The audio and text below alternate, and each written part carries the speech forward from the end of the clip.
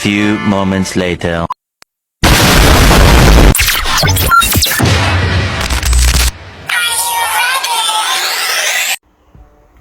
Assalamualaikum warahmatullahi wabarakatuh.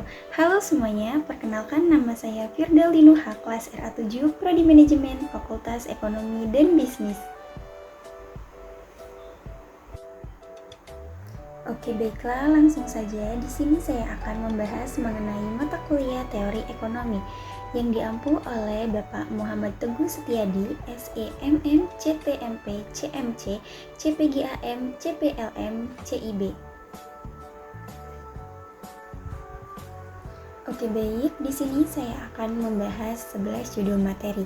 Yang pertama ada konsep dasar ekonomi mikro, yang kedua ada elastisitas permintaan dan penawaran, yang ketiga ada masalah ekonomi, yang keempat ada teori permintaan dan penawaran, yang kelima ada teori produksi, yang keenam ada struktur pasar, yang ketujuh ada pendapatan nasional, yang kedelapan ada persaingan monopolistik, yang kesembilan ada pasar bebas dan kebijakan pemerintah, yang ke-10 ada kebijakan fiskal dan kebijakan moneter, dan yang terakhir ada perekonomian terbuka.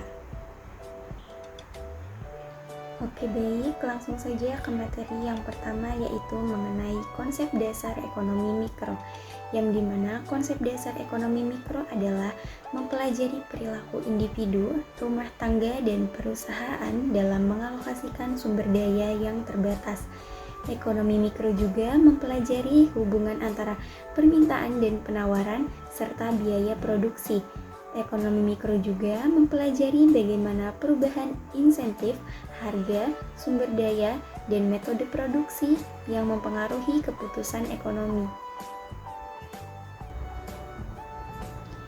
Berikut adalah beberapa konsep dasar ekonomi mikro.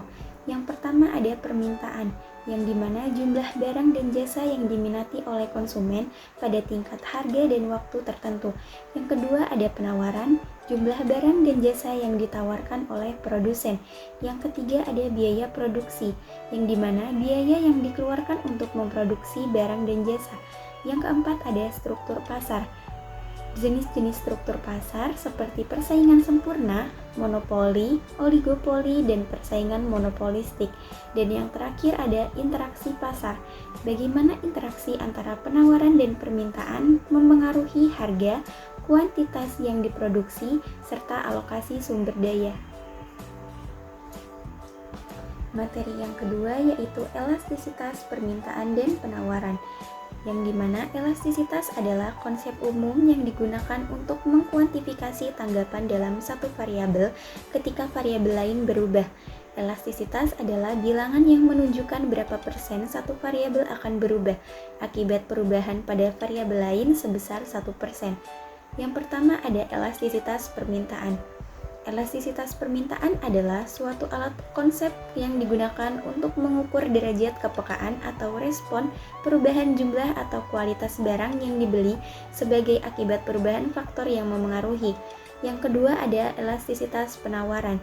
Elastisitas penawaran adalah tingkat perubahan penawaran atas barang dan jasa yang diakibatkan karena adanya perubahan harga barang dan jasa tersebut.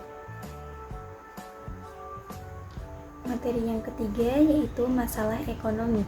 Masalah ekonomi adalah kondisi di mana suatu individu, kelompok, atau bahkan negara mengalami kesulitan dalam memenuhi kebutuhan ekonomi.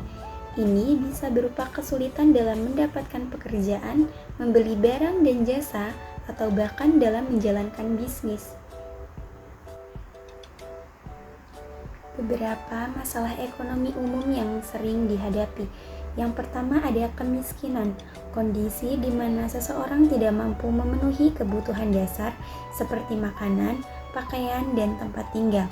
Yang kedua ada pengangguran, yang dimana keadaan di mana seseorang yang aktif mencari pekerjaan namun belum mendapatkannya. Yang ketiga ada inflasi, peningkatan harga barang dan jasa secara umum dan terus-menerus dalam jangka waktu tertentu. Yang keempat ada deflasi, penurunan harga barang dan jasa secara umum dan terus-menerus dalam jangka waktu tertentu. Yang kelima ada ketimpangan pendapatan, yang dimana perbedaan yang sangat besar antara pendapatan kelompok kaya dan miskin. Yang keenam ada utang, yang dimana kewajiban untuk membayar kembali sejumlah uang yang telah dipinjam. Dan yang terakhir ada defisit anggaran, yang dimana kondisi dimana pengeluaran pemerintah lebih besar daripada pendapatannya. Materi yang keempat yaitu teori permintaan dan penawaran. Teori permintaan dan penawaran adalah teori ekonomi yang menjelaskan hubungan antara harga, ketersediaan, dan jumlah orang yang membeli suatu barang atau jasa. Teori permintaan dan penawaran dapat membantu memahami fenomena ekonomi sehari-hari seperti inflasi, pengangguran, dan pertumbuhan ekonomi. Hubungan antara permintaan dan penawaran digambarkan dalam kurva permintaan dan penawaran. Adapun beberapa hal yang dapat memengaruhi kurva penawaran diantaranya jumlah penjual di pasar, harapan harga di masa mendatang, dan hubungan dengan harga barang lain. Adapun hukum permintaan dan penawaran. Yang pertama ada hukum permintaan, yang dimana jika harga barang naik, maka jumlah barang yang diminta akan turun, dan jika harga barang turun, maka jumlah barang yang diminta akan naik. Yang kedua ada hukum penawaran.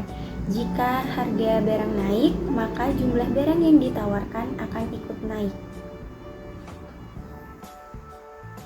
Materi yang kelima yaitu teori produksi, yang dimana teori produksi adalah konsep ekonomi yang menjelaskan bagaimana perusahaan dapat mengalokasikan sumber daya yang tersedia secara efisien untuk menghasilkan barang dan jasa yang diinginkan.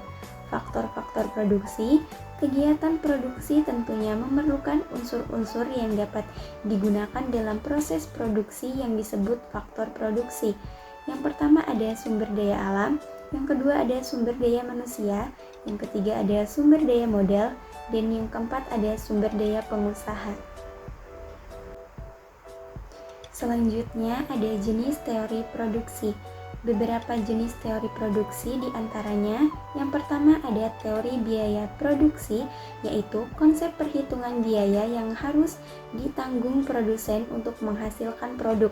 Yang kedua, teori perilaku produsen, yaitu teori yang menjelaskan bagaimana produsen mengatur penggunaan faktor produksi untuk menghasilkan produk secara efisien. Dan yang terakhir ada teori produksi jangka pendek, yaitu proses pemanfaatan input untuk menghasilkan output dalam periode waktu tertentu. Materi yang keenam yaitu struktur pasar. Dalam arti sempit, pasar diartikan sebagai tempat bertemunya penjual dan pembeli untuk bertransaksi barang dan jasa.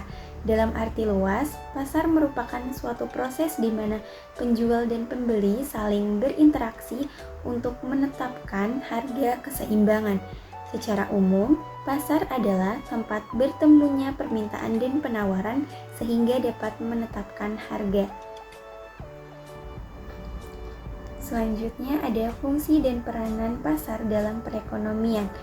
Fungsi utama yang pertama yaitu fungsi distribusi, yang dimana pasar memungkinkan produsen berhubungan dengan konsumen baik secara langsung maupun tidak langsung dengan perantara dalam perdagangan.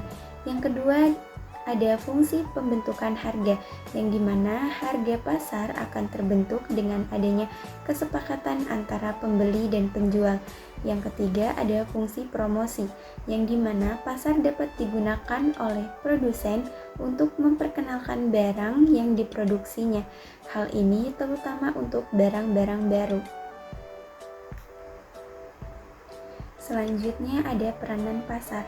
Yang pertama ada peranan pasar bagi produsen, yang dimana pasar dapat membantu memperlancar penjualan hasil produksi sebagai tempat untuk mempromosikan atau memperkenalkan barang dan jasa hasil produksi, serta produsen juga dapat memperoleh barang atau jasa yang akan digunakan untuk keperluan proses produksi.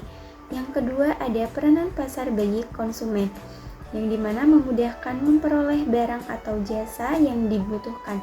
Yang ketiga ada peranan pasar bagi pembangunan, yang dimana membantu menyediakan segala macam barang dan jasa yang bermanfaat bagi pembangunan. Pasar juga dapat dijadikan sumber pendapatan pemerintah untuk membiayai pembangunan melalui pajak dan retribusi. Dan yang terakhir ada peranan pasar bagi sumber daya manusia, yang dimana pasar turut membantu mengurangi pengangguran, memanfaatkan sumber daya manusia, serta membuka lapangan kerja. Adapun macam-macam pasar, yang pertama ada jenis pasar, yang dimana menurut jenisnya pasar dibedakan atas barang konsumsi dan pasar faktor produksi. Yang kedua ada wujud pasar, yang dimana menurut wujudnya pasar dapat dibedakan atas pasar konkret dan pasar abstrak. Yang ketiga ada barang yang dijual, yang dimana pasar dapat juga dibedakan menurut jenis barang yang dijual dan dikaitkan dengan barang yang biasa diperjualbelikan di pasar tersebut. Yang keempat ada waktu jual beli. Menurut waktu jual beli pasar dapat dibedakan atas pasar harian, pasar mingguan, pasar bulanan, dan pasar tahunan. Yang kelima ada tempat. Ada juga pasar yang diberikan menurut nama tempat atau daerah tempat. Dan yang terakhir ada luas jangkauan distribusi, yang dimana adapun menurut luas jangkauan distribusi pasar dapat dibedakan atas pasar lokal, daerah, nasional, dan internasional. Selanjutnya pasar monopoli.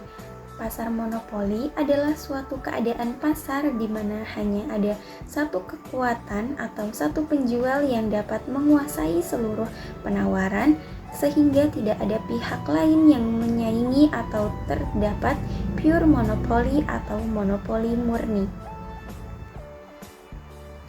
Materi yang ketujuh yaitu pendapatan nasional, yang dimana pendapatan nasional adalah jumlah pendapatan yang diterima oleh masyarakat suatu negara dalam kurun waktu tertentu, biasanya 1 tahun. Konsep pendapatan nasional pertama kali dicetuskan oleh Sir William Petty dari Inggris yang berusaha menaksir pendapatan nasional negaranya pada tahun 1665. Namun, pendapatan tersebut tidak disepakati oleh ahli ekonomi modern, karena menurut ahli ekonomi modern, alat utama untuk mengukur kegiatan perekonomian adalah suatu jumlah barang atau jasa yang dihasilkan setiap tahun oleh suatu negara.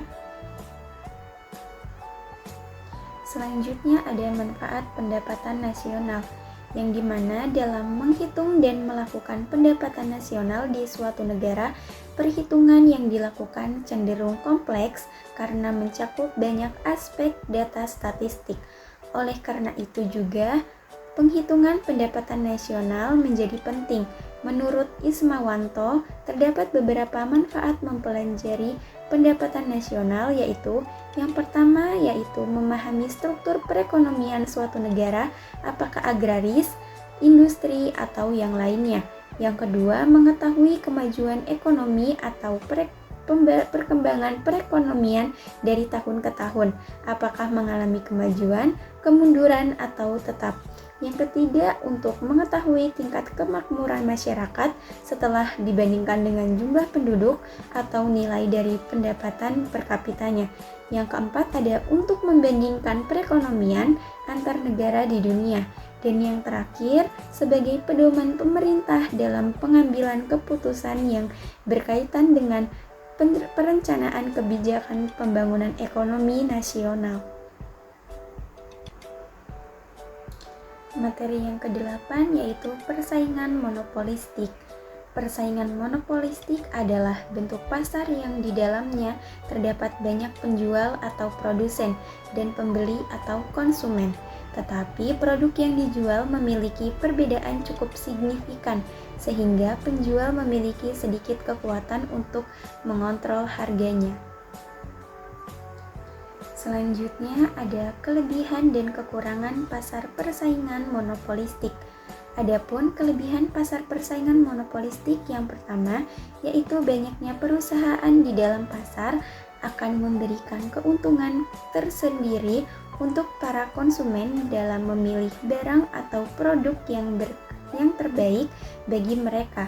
Yang kedua, adanya kebebasan untuk keluar dan masuk untuk para produsen, sehingga hal itu akan mendorong para produsen untuk selalu melakukan inovasi dalam setiap produk yang mereka tawarkan. Yang ketiga, terdapat diferensiasi produk yang bisa mendorong para konsumen untuk lebih teliti dalam memilih produk yang nantinya akan dibeli dan bisa membuat setiap konsumen bisa lebih selektif terhadap produk yang akan dipilih. Yang terakhir, pasar tersebut relatif cukup mudah kita jumpai karena sebagian besar kebutuhan sehari-hari ada di dalam pasar monopolistik. Adapun kekurangan pasar persaingan monopolistik yang pertama yaitu pasar persaingan monopolistik memiliki tingkat persaingan yang cukup tinggi, baik dalam hal harga, kualitas maupun layanan, sehingga para produsen yang tidak mempunyai modal dan pengalaman yang cukup akan lebih cepat keluar dari pasar itu. Yang kedua, dibutuhkan modal yang cukup besar untuk dapat masuk ke dalam pasar tersebut, sebab para pemilik usaha yang ada di dalamnya mempunyai skala ekonomi yang tinggi. Yang ketiga, pasar ini bisa mendorong berbagai perusahaan untuk selalu memberikan inovasi, sehingga hal itu akan meningkatkan biaya produksi yang nantinya berimbas kepada harga produk yang harus dibayar oleh para konsumen. Materi yang ke-9 yaitu pasar bebas dan kebijakan pemerintah. Pasar bebas adalah sistem ekonomi yang ditentukan oleh kekuatan pasar atau permintaan dan penawaran dengan keterlibatan pemerintah minimal. Sementara itu, kebijakan pemerintah merupakan tindakan atau keputusan untuk mencapai tujuan ekonomi, sosial, dan politik. Pasar bebas memiliki ciri kegiatan ekonomi swasta, persaingan, harga ditentukan pasar, dan keterlibatan pemerintah minimal. Kebijakan pemerintah bertujuan mengatur ekonomi, melindungi hak konsumen, meningkatkan kesejahteraan, dan mengatur lingkungan. Kebijakan ini meliputi fiskal, moneter, perdagangan, dan industri. Keduanya saling terkait dan mempengaruhi pertumbuhan ekonomi, kesejahteraan masyarakat, kestabilan politik, dan lingkungan hidup. Pasar bebas dan kebijakan pemerintah berkaitan dengan cara perekonomian dan kebijakan pemerintah berinteraksi untuk mengatur perdagangan dan kegiatan ekonomi dalam suatu negara. Selanjutnya ada keuntungan dan kerugian pasar bebas. Adapun keuntungan pasar bebas yang pertama yaitu efisiensi ekonomi.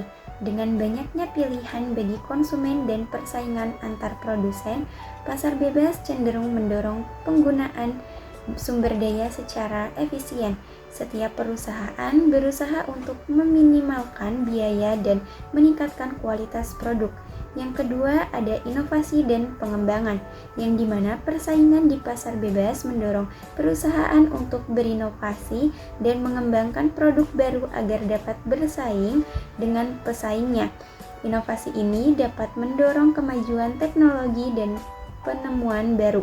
Yang ketiga, ada pilihan konsumen, yang dimana pasar bebas memberi konsumen kebebasan untuk memilih produk yang sesuai dengan kebutuhan dan preferensi mereka, serta memungkinkan harga yang lebih bersaing. Dan yang terakhir ada peningkatan kesejahteraan, yang dimana dengan adanya kompetisi dan efisiensi, harga barang dan jasa bisa lebih rendah sehingga meningkatkan daya beli konsumen dan kesejahteraan masyarakat. Adapun kerugian pasar bebas yang pertama yaitu ketimpangan ekonomi. Pasar bebas dapat menyebabkan kesenjangan antara kaya dan miskin.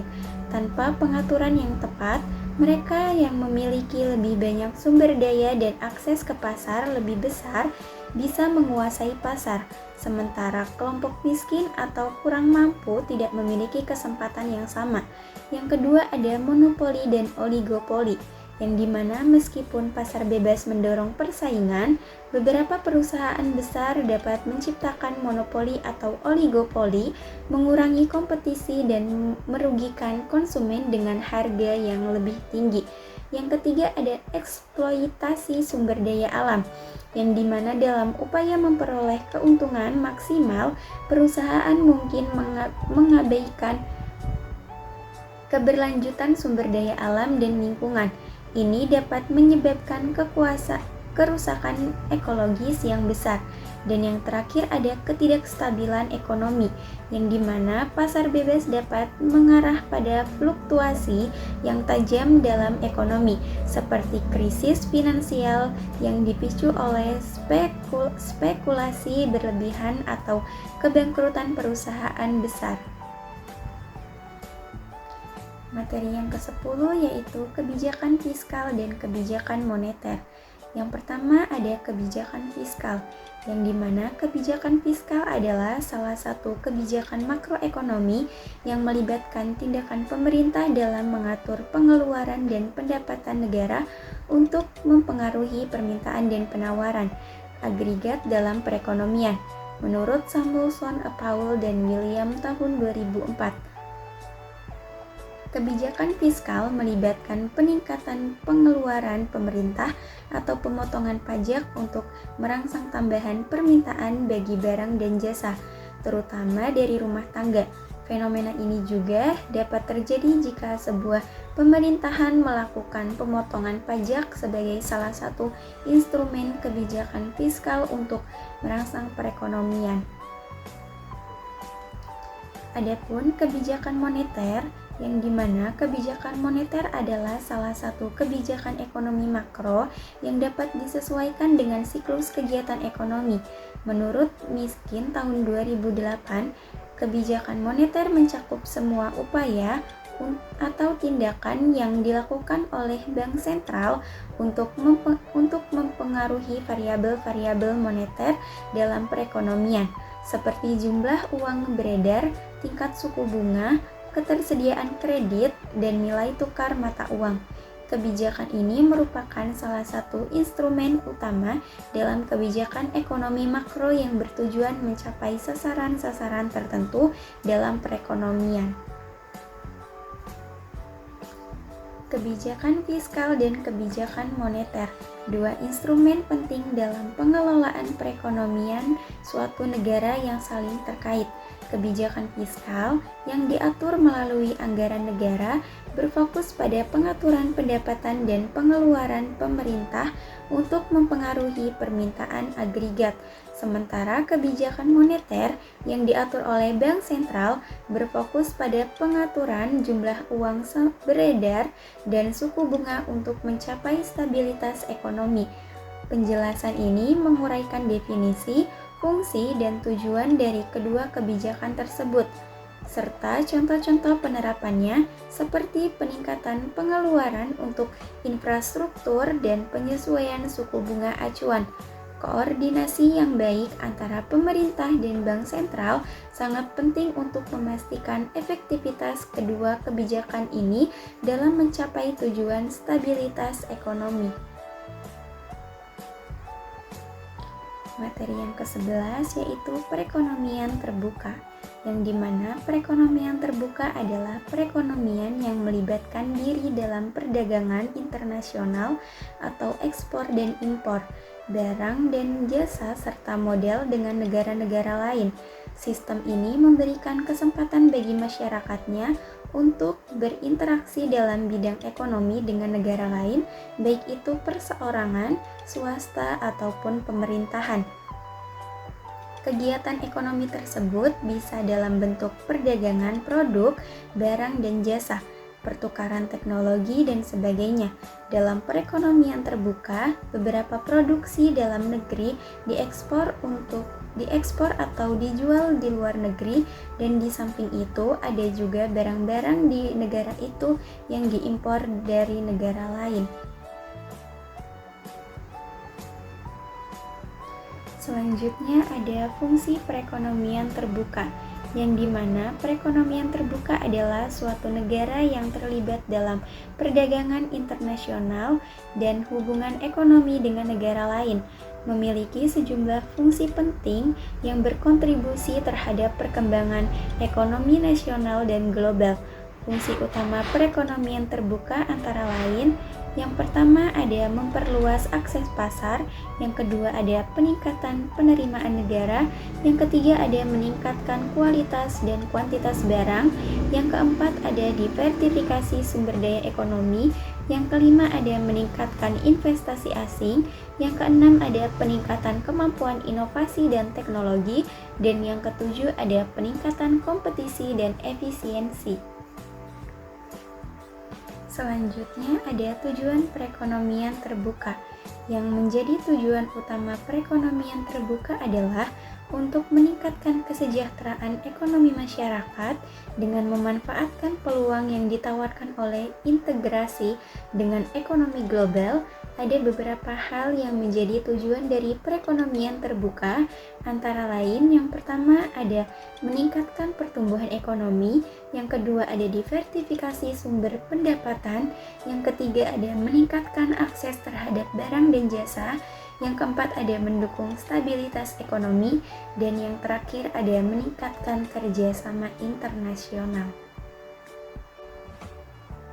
Adapun kesimpulan dari teori ekonomi adalah seperangkat konsep, prinsip, dan model yang digunakan untuk memahami bagaimana individu, bisnis, dan pemerintah membuat keputusan tentang produksi, distribusi, dan konsumsi barang dan jasa. Tujuan utama teori ekonomi adalah untuk menjelaskan bagaimana sistem ekonomi bekerja dan bagaimana faktor-faktor ekonomi saling berinteraksi.